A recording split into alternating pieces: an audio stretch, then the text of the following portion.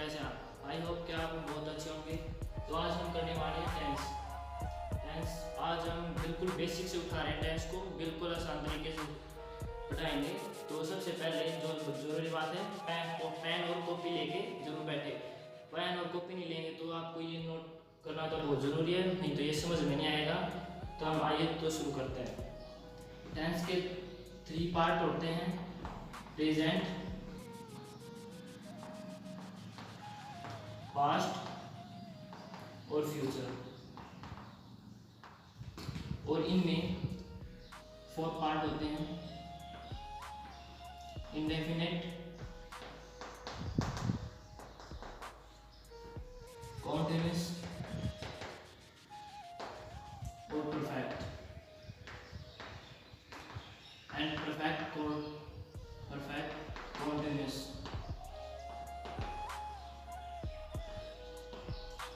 तो हम सबसे पहले सीरियल वाइज करेंगे, वन बाय वन करेंगे। तो हम पहले इंडेफिनिट करेंगे।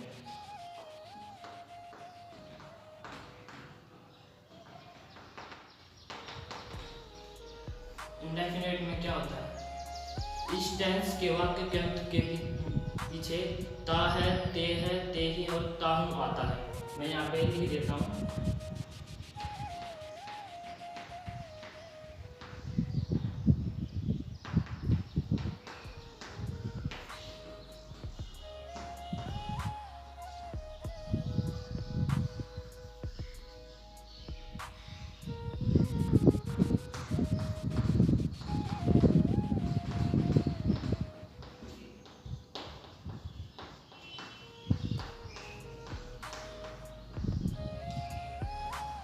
और थर्ड पर्सन होता है, उसके साथ वर्ब की फॉर्म के साथ एस या एस का प्रयोग होता है। ये पॉइंट भी मैं लिख देता हूँ। ये फर्स्ट पॉइंट हो गया हमारा, एंड ये second point. Third person and singular number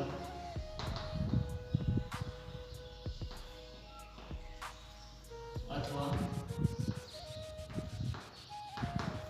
किसी व्यक्ति या वस्तु के नाम को वस्तु के नाम के साथ वर्ब की फॉर्म फर्स्ट का प्रयोग होगा।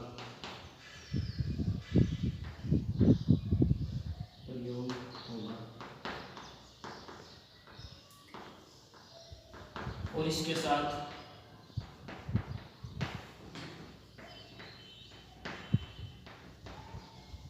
एस या एस भी लगता है।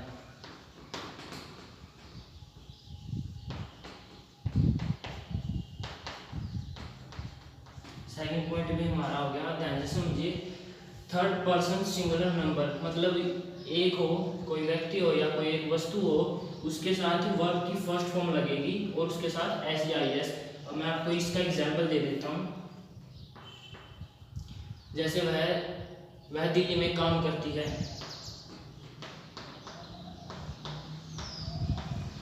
दिल्ली में काम करती है। पीछे टी आ गया है, मतलब वो लड़की है, तो लड़की के लिए सी लगेगा।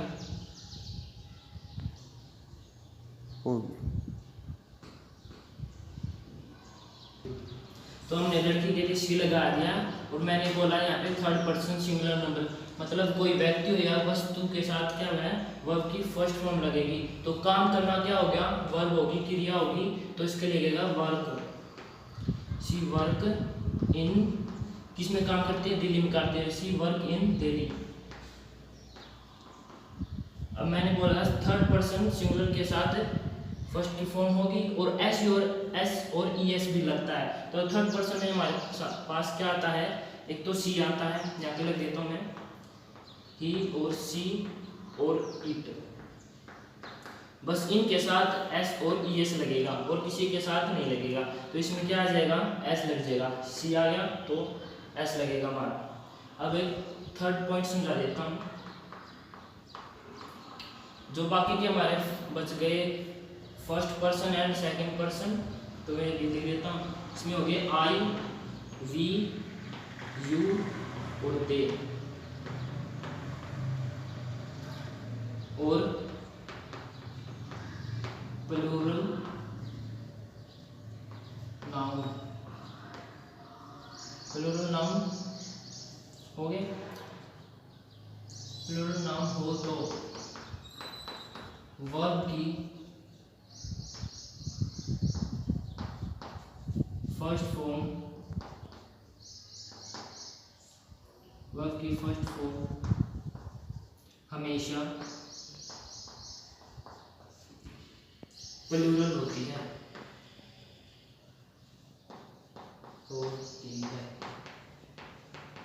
यहाँ पे एग्जांपल देता हूँ फिर आप अच्छे से समझेंगे।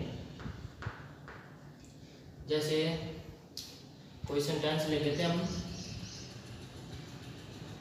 एग्जांपल है जैसे विद्यार्थी प्रतिदिन लाइब्रेरी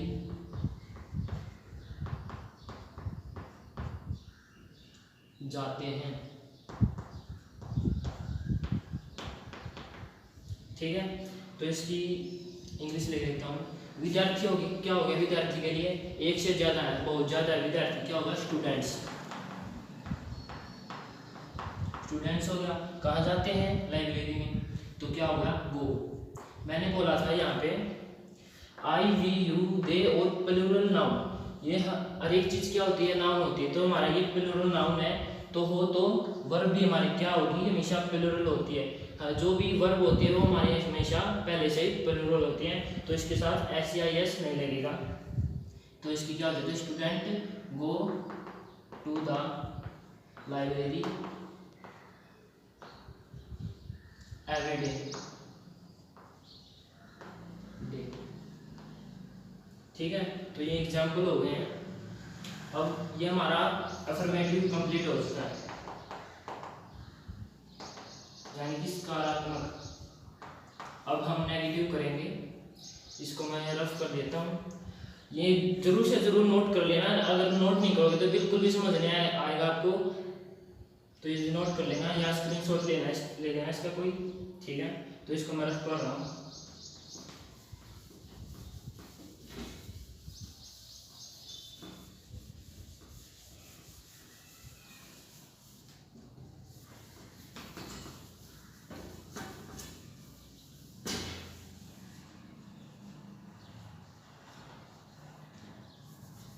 नेगेटिव करेंगे हम।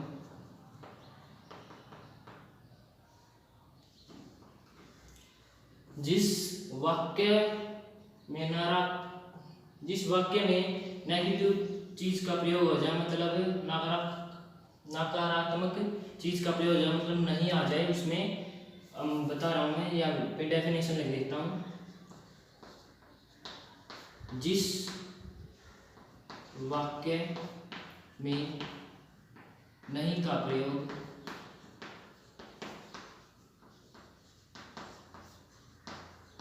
हो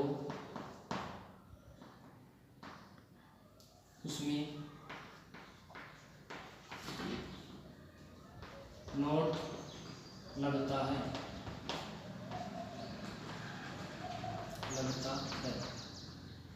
ठीक है, अब हमारा कौन सा चल रहा है, इंडेफिनिट चल रहा है, तो इसमें और इसमें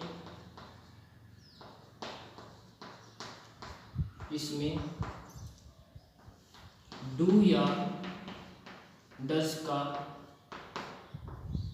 प्रयोग होता है।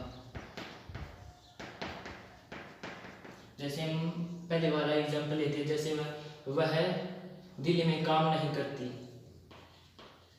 एग्जांपल ले लेते हैं, वह दिल्ली में काम नहीं करती।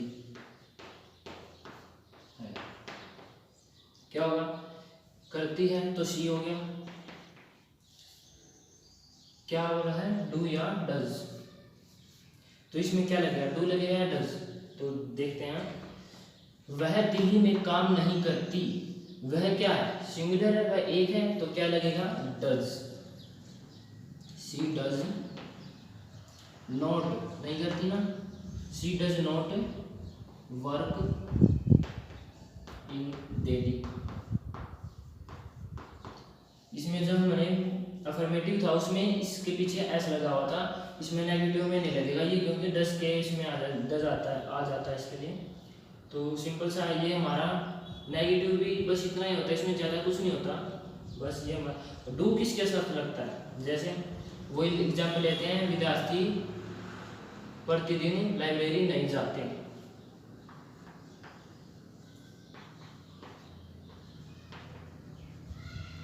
विद्यार्थी प्रतिदिन लाइब्रेरी नहीं जाते।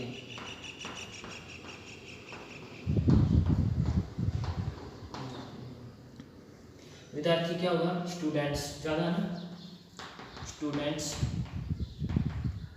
क्या है, नहीं जाते, स्टूडेंट्स डू नॉट, ज़्यादा आगे तो ज़्यादा के लिए डू लगता है हमेशा, स्टूडेंट डू नॉट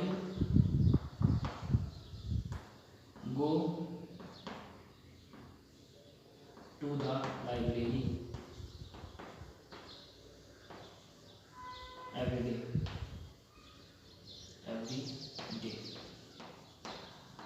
ठीक है। तो इसी के साथ हमारा नेगेटिव भी समाप्त हो गया।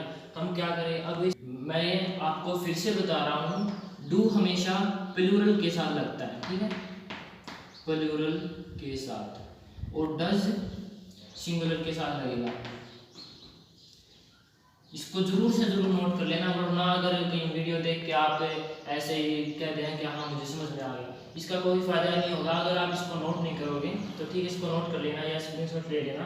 अब हम आगे बढ़ते हैं इंटरोगेटिव में, तो इसको मैं रफ कर देता हूँ।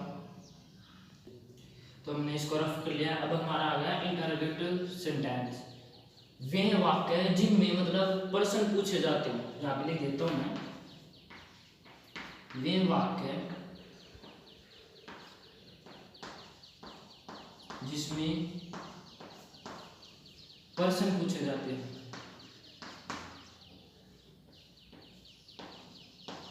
पूछे जाते हैं,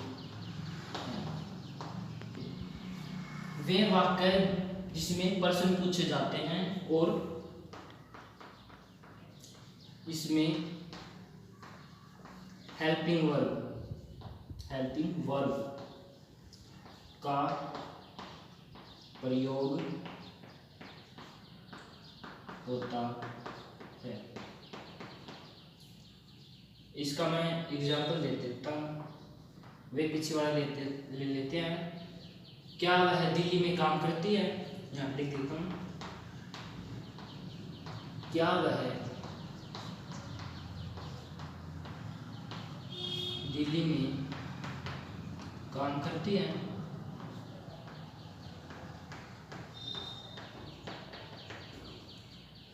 अब क्या आ गया आगे, तो पहले इसकी इंग्लिश बना लेते हैं, वह दिल्ली में काम करती है, सी वर्क्स इन दिल्ली। तो मैंने बताया था अभी क्या होगा, इसमें क्या होगा, डू या डज का प्रयोग होगा, हेल्पिंग वर्ब होती है हमारी, ठीक है, डू या डज। मैंने आपको बताया था डू या डज कहाँ प्रयोग होगा, डू तो प्लूरल के साथ और डज सिंगुलर है, ये यहाँ पे क्या है, सिंगुलर है, तो हमारा क्या आ जाएगा, ये आगे आ जाता है डज, और इसका ये एस लिख जाएगा, एस नहीं लगेगा, अगर आपने एस लगा दीजिए तो गलत हो जाएगा, ठीक है। अब मैं आपको एक और एग्जांपल दे देता हूँ, वही विद्यार्थी वाला। क्या विद्यार्थी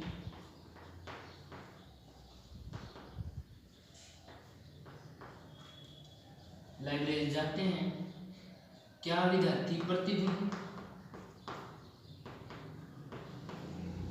लाइब्रेरी जाते हैं?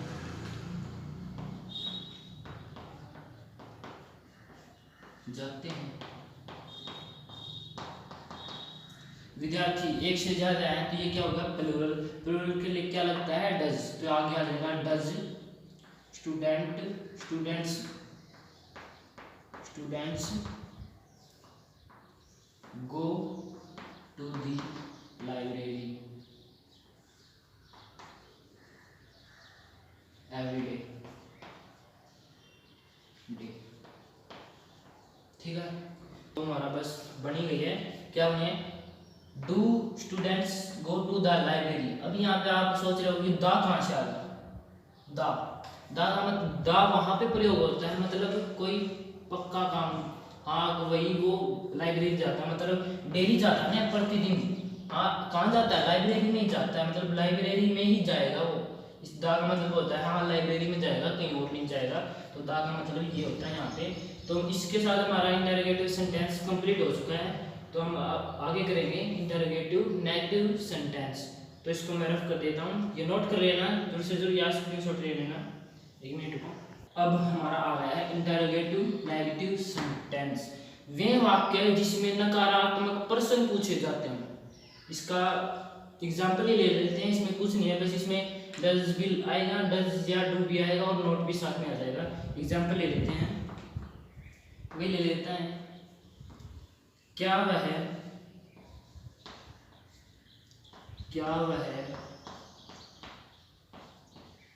दिल्ली में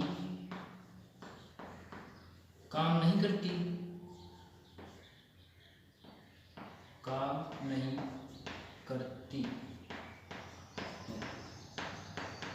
इसके लिए हमने क्या लगाया था? जब क्या वह दिल्ली में काम नहीं करती, इसके लिए लगाया था हमने डज।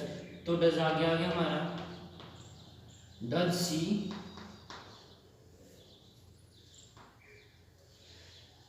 सब्जेक्ट कौन सा? इसमें हमारा सब्जेक्ट है सी। ठीक है, तो इसके बाद क्या लगेगा? नोट लग जाएगा। Does she note work in Delhi. तो ये हो गया हमारा क्या वह दिल्ली में काम नहीं करती है।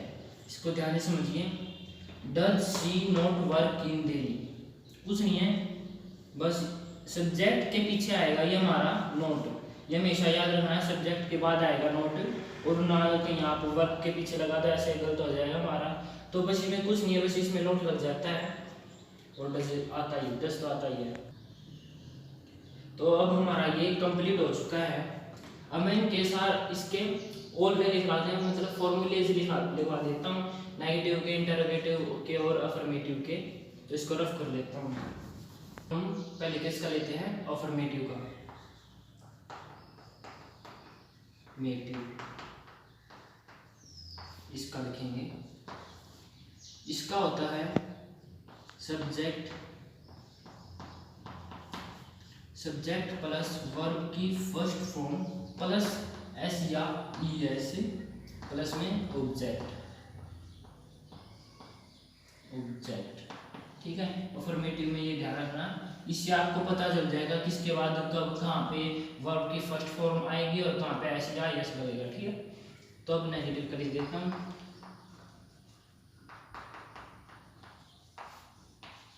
नेगेटिव सब्जेक्ट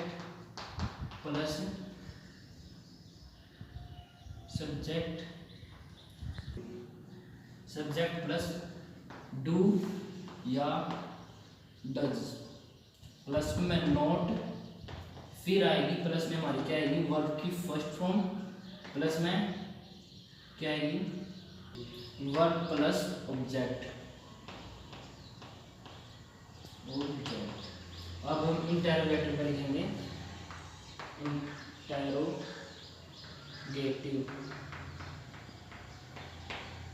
इसमें मैंने आपको बताया था कि ये डू और डज आगे आ जाते हैं। डू या does plus subject plus verb की फर्स्ट फॉर्म प्लस ऑब्जेक्ट। ठीक है। अब हमारा आता है इंटेरोगेटिव